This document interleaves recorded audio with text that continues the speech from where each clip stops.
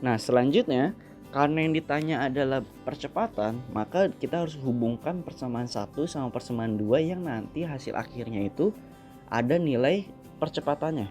Ngerti? Jadi kalau di sini kan kalau kita tuliskan jadi VB aksen sama dengan A dikali delta T ya. Berarti kalau kita substitusikan menjadi di sini aja MG VG sama dengan MB dikali A dikali delta T. Bisa, berarti A-nya itu MG VG per MB dikali delta T. Ya, berarti ini percepatan yang mau kita bandingkan dengan percepatan keduanya. Oke.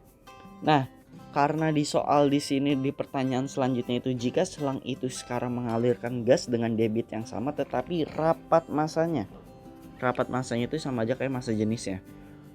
Diubah, berarti dari persamaan yang A1-nya ini kita harus ubah M-nya itu menjadi sesuai dengan rapat massanya. Ngerti? Karena yang diubah adalah rapat gasnya ini, maka massa gasnya itu harus kita ubah. Kan kita tahu kalau ρ itu M per V. Karena kita anggap Mg, maka rumus itu menjadi ρg dikali Vg. Maka persamaan yang ini kita ubah menjadi A sama dengan ρg Vg ya kan dikali Vg. Beda kan ya volume sama kecepatan. Kalau volume mimin tuliskan V gede, kalau kecepatan itu V yang ada buntutnya. Oke, per M balok dikali delta T. Nah, ini adalah kasus pertama, keadaan awal. Keadaan 1. Nah, sekarang kita ngitung untuk keadaan 2-nya. Ya, debitnya itu sama katanya. Tetapi yang berubah adalah rapat massanya itu menjadi sepertiganya. Jadi kasus keduanya itu adalah ρ2 itu sama dengan sepertiga ρ1. Maksudnya gas 2 sama gas 1 ya. Nah, ya udah berarti kita bandingkan aja kayak tadi. A1 banding A2 dengan catatan ρ-nya itu berubah. Maka kalau kita tuliskan perbandingannya, A1 itu yang keadaan awal ya, per A2 sama dengan ρg Vg per MB dikali delta T. Oke, per, nah baru ini berubah, ρg nya itu menjadi sepertiganya, sepertiga ρg dikali Vg dikali kecepatan gas per MB dikali delta T. Karena tadi kita anggap semuanya itu sama kecuali hanya rapat massanya, berarti semuanya bisa kita coret. Coret. Berarti sama aja 1 per 3. Ya kan? Kita balik menjadi 3 per 1. Maka kalau ditanya percepatan balok menjadi, itu sama aja kita mencari A2-nya. Jadi kalau kita nyari A2-nya itu bernilai kali silang biasa sepertiga A1 kan. Maka jawabannya itu adalah yang B, yaitu menjadi sepertiga kali semula. Seperti itu aja. Ngerti ya? Oke. Nah, untuk konsep yang ini sebenarnya udah pernah Mimin jelasin juga sih ya, tentang momentum, hubungan momentum sudut gitu. Momentum linear, hukum kalam momentum. Jadi mungkin kalian pelajari aja, pahami benar-benar konsep apa yang digunakan. Oke, Mimin review lagi ya nih. Jadi ingat, di sini statement pertama atau kasus pertama itu berhubungan dengan hukum kalam momentum. Karena adanya tumbukan lenting sempurna. Ya udah kita masukin langsung hukum kalam momentum. Nih. Kemudian yang ditanya adalah percepatannya. Ya udah kita hubungkan percepatan dengan kecepatan. Nih. Setelah itu kasus pertama. Oh ya belum, sorry. Kemudian yang ditanya adalah ada rapat massanya. Jadi yang massa jenis tadi kita ubah dengan menjadi hubungan yang ada M-nya. Bisa. Setelah itu kita gunakan kasus kedua dengan catatan massa jenisnya itu menjadi sepertiganya dengan persamaan yang tadi kita udah dapatkan nih. Udah dibandingkan aja seperti biasa. Ngerti kan ya maksudnya? Nah, sebenarnya ini perbandingannya awas, jangan kebalik. Karena ada juga kalian yang menjawab malah nanti jadinya bukan sepertiganya tapi menjadi 3 kalinya. Coba deh kalian cek di video yang pembahasan UTBK untuk yang nomor 9. Di situ Mimin menjelaskan gimana cara menentukan perbandingannya gitu biar kalian gak kebalik. Tapi berhubung di soal ini nggak ada jawaban 3 kalinya, maka ya pasti kalian cuma milih yang B aja kayak gitu.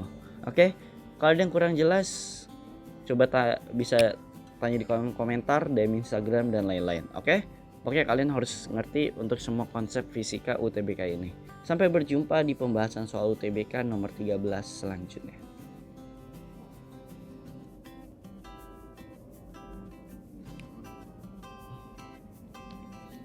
Kali ini Mimin akan membahas soal UTBK Fisika untuk yang nomor 13-nya ya.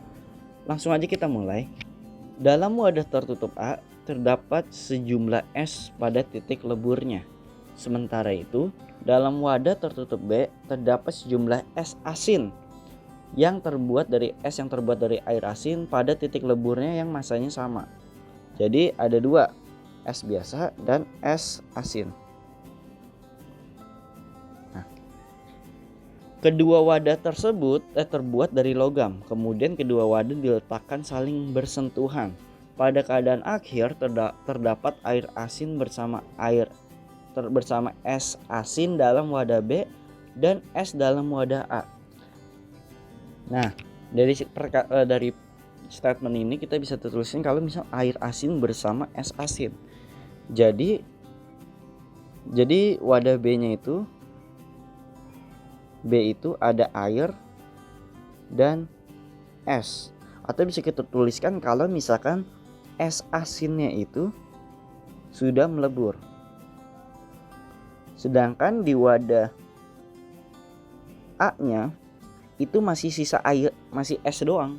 Atau bisa kita katakan sebagai kalau es biasanya itu belum melebur, belum meleleh seperti biasa itu.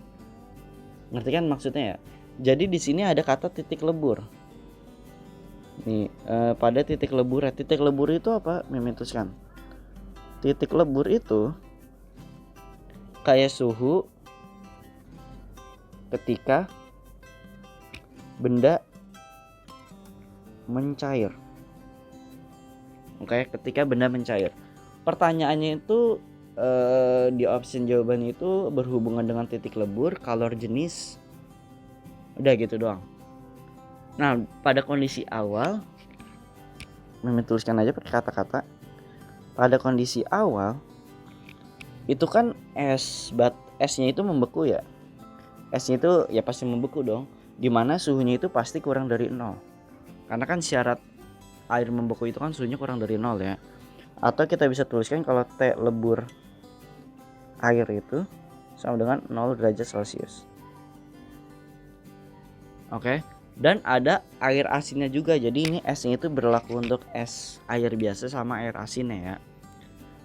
Tapi ternyata es asinnya itu dia udah mencair duluan atau melebur duluan. Oke, udah melebur duluan berarti karena melebur duluan maka bisa kita tulisin kalau T lebur air asin, es lebur T lebur air asinnya itu kurang dari 0 derajat Celcius. Nah ini kalau misalkan melebur duluan. Kok gitu melebur duluan. Jadi konsepnya itu kalau sebuah es atau cairan yang melebur duluan pasti dia memiliki T lebur yang lebih kecil dari 0. Maka dapat kita simpulkan kalau T lebur air asin itu kurang dari T lebur air.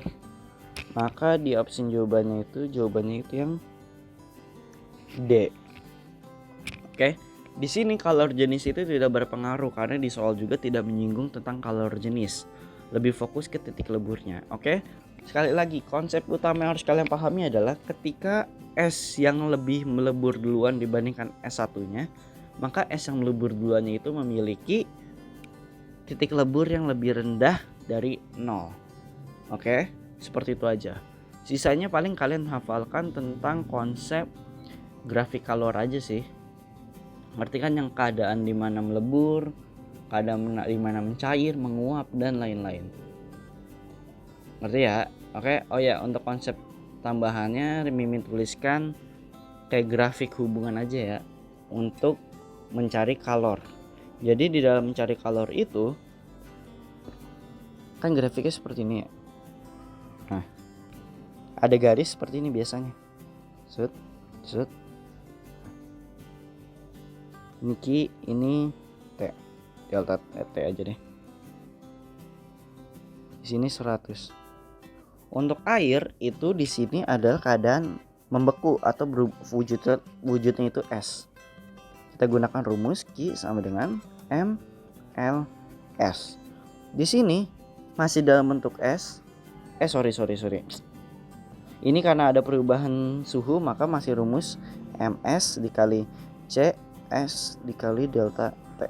Nah di sini ada keadaan yang tadi kita tanya itu, yang di soal, yaitu ketika melebur. Rumusnya itu berarti ms kali s ls. Di sini ketika sudah menjadi air fasenya, rumusnya menjadi Q sama dengan m air dikali C air. Udah menjadi air semua dikali delta T-nya itu. Yang ditanya itu nyampe suhu berapa. Di sini dia udah mulai menguap. Oke, sudah mulai menguap. Berarti airnya itu atau uap sih biasanya sama, Q-nya itu menjadi M air dikali L uap. Nah, gitu aja. Jadi nanti kalau kalian ditanya misalkan hitunglah kalor pada suhu minus 5 sampai misalkan minus 5 sampai 40. Nah berarti kalian tuh gak bisa masukin rumus MC delta T dengan delta T nya itu 40 dikurang minus 5. Gak boleh kayak gitu, ini salah. Jadi yang kalian lakukan adalah ininya kita gunakan MC delta TS. Kemudian pada saat 0, kan di sini ada 0 dulu, kita masukkan mLs, baru pas 0 ke 40 nya masukkan MC delta T air, seperti itu. Oke. Kalau kurang jelas mungkin kalian bisa pahami pelan-pelan atau baca lagi catatan-catatan dari buku-buku yang udah kalian dapat catatannya di sekolah. Oke? Cukup simpel kan ya sebenarnya. Kalau ada pertanyaan silahkan tanya aja seperti biasa di kolom komentar dan Instagram atau dan lain-lain lah ya. Kalau ada kesulitan ya itu tanya yang tadi itu. Oke? Sampai berjumpa di pembahasan UTBK nomor 14 selanjutnya.